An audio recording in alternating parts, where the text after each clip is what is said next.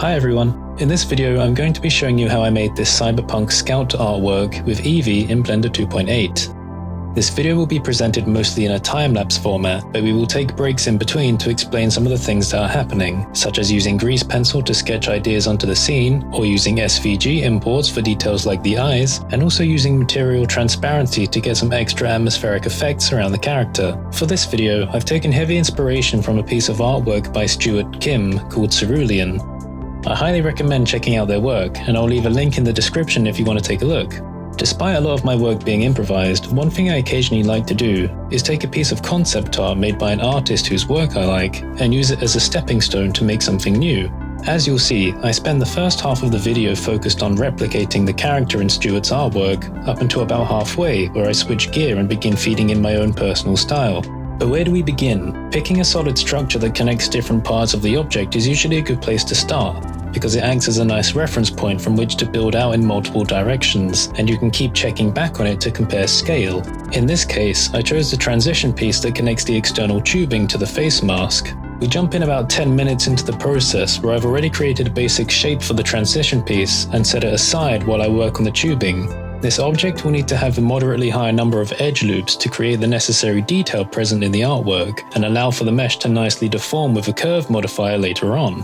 I should also mention that I have now completely migrated my workflow over to Blender 2.8. I held off on doing this for a little while the developers of my favorite add-ons were porting over their work to the new environment. I'm also getting used to a new set of hotkeys, and I'm even using pie menus now for the first time, which means at certain points in the creation process of this video, I had a few hiccups which inevitably slowed me down a bit. But by the time I was done, I could feel a definite difference in the muscle memory as the new workflow was settling in. Overall, it feels a lot more intuitive now, and being able to switch between all manner of viewport modes with a single pie menu definitely helped with visualization throughout the process.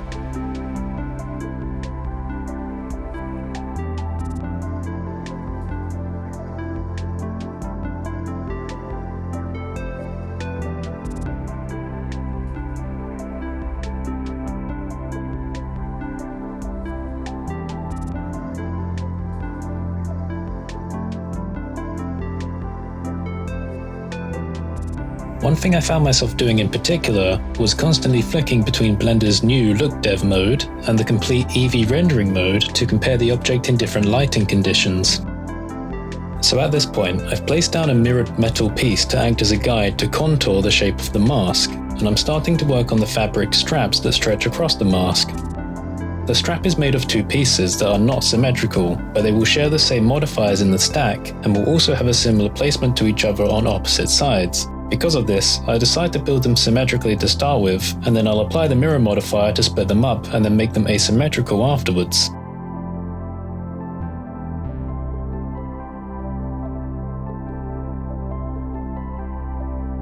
I keep checking back to the concept art and making continual changes to the metal structure under the straps to more accurately suit the source material.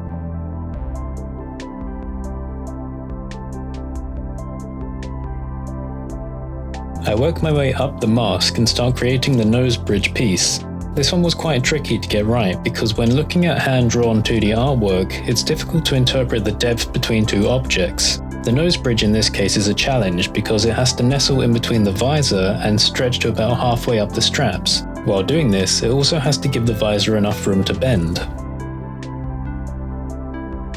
After some trial and error, I managed to get it into a position that I was happy with.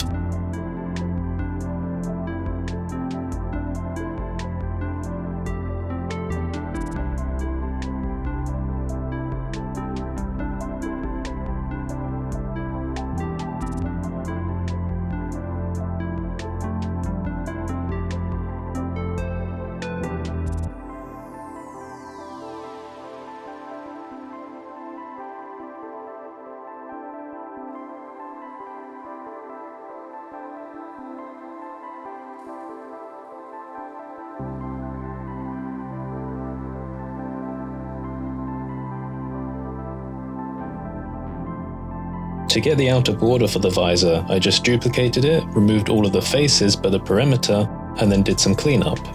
The solidify modifier gives it the thickness.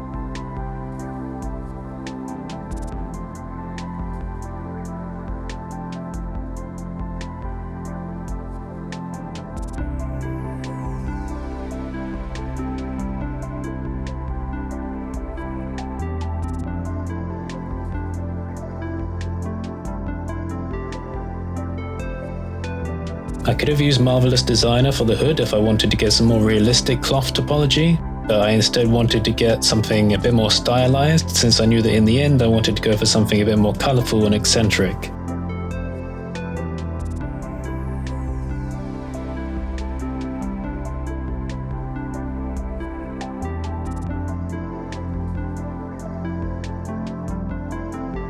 Here I'm setting up the visor transparency and putting some placeholder objects down to test out the emission.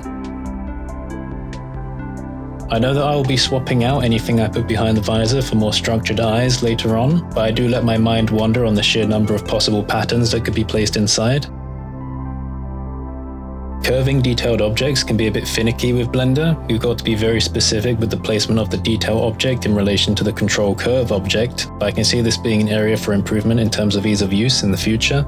Thankfully, because we gave the tubing enough geometry in the beginning, it was easier to deform with less obvious stretching.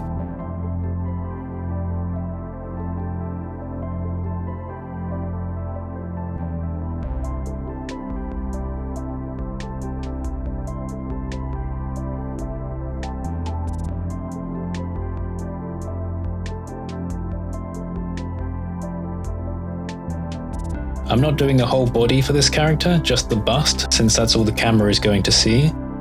Because of this, we don't need to create an accurate torso either, rather just a rudimentary shape to place details over the top of.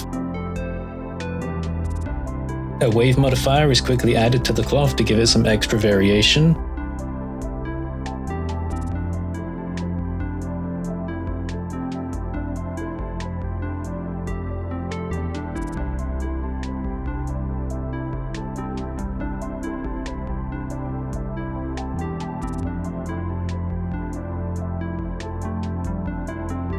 It's at this point where I finally switch from following the concept art to feeding in my own personal style. I start by adding details I think will look nice over the objects that already exist, then I start changing light conditions, and then move on to make some larger structures to change the overall impression of the scene.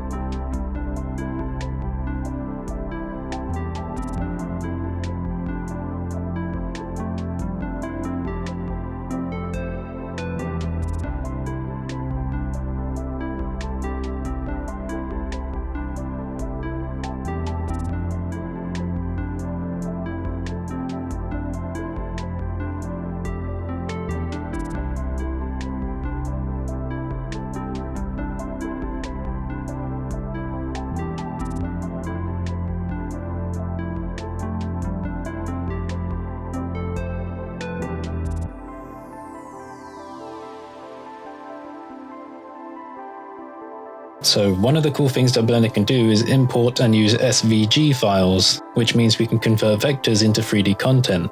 This is how I will make the eyes. I've opened up Affinity Designer and I'm beginning to sketch out how I want the eyes to look. I'm going for a sort of anime style because I think it'll be quite funny to juxtapose the dirty and dystopian feel of the surroundings with eyes that look unjustifiably out of place. Now I know that half of the work in making these eyes will be in 3D, so some of the 2D lines and shapes have been placed arbitrarily in anticipation for modification and changes inside of Blender.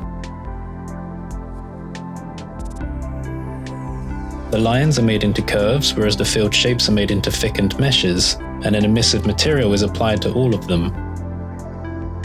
I want to have an intersection with the bottom section of the eye to make it look like they are partially squinting, possibly interpreted as smiling.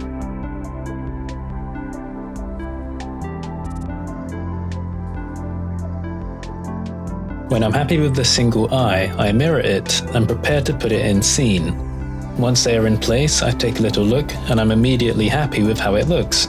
Since the eyes are a focal point, having them there to see how intense the color and light is coming from the emissive material will help in balancing the color of other objects later on. I get on with adding clothing details to the torso.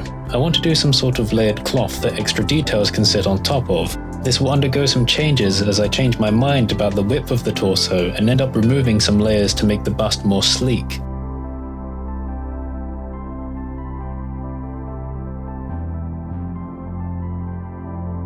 At this point, I am now experimenting with using the grease pencil to sketch ideas onto the 3D scene. It's very useful being able to draw both in 3D space as well as directly onto the surface of objects.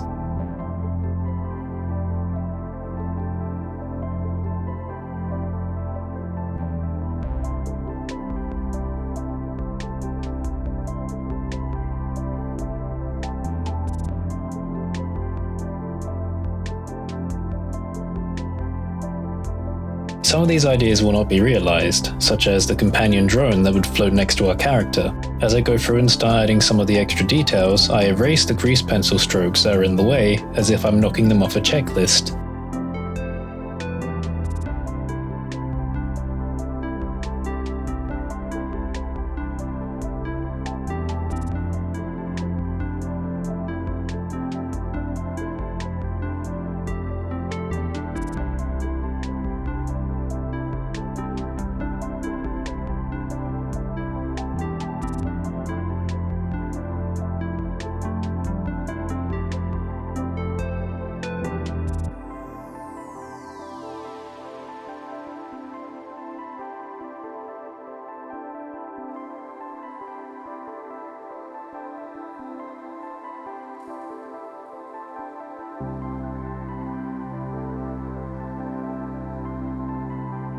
Here I start playing with getting some colourful effects with transparent materials for some extra atmospherics. They're quite simple to set up if you have an image with transparency, like a PNG file.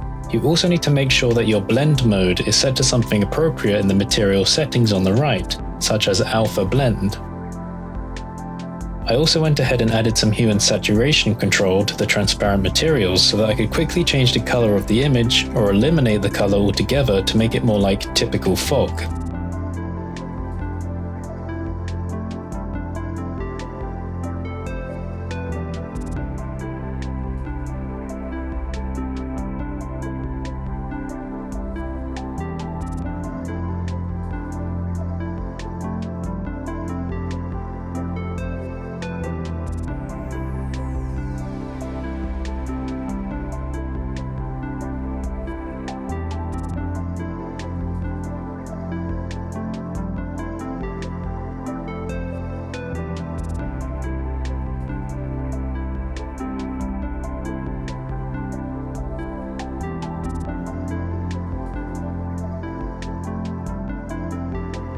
After making some changes to color and lighting, as well as adding some splats around the image, this ends up being the result. It might not be the cleanest thing I've ever made, but I had a lot of fun while making it, and for me, that's the most important thing. So I hope you've enjoyed this video, and if you have, don't forget to like, comment, subscribe, and ring that bell, and I'll see you in the next video.